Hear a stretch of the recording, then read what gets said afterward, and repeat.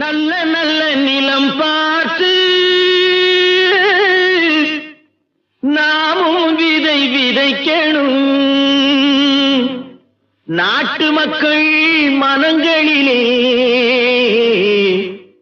நாணயத்தை வளர்க்கணும்.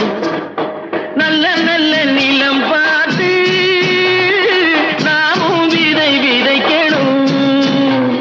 நாட்டு மக்கள் மனங்களிலே நாணயத்தை வளர்க்கணும். பள்ளி என்ற நிலங்களிலே கல்வி தன்னை விதைக்கணும். பிள்ளைகளை சீர்திருத்தி பெரியவர்கள் ஆக்கணும்.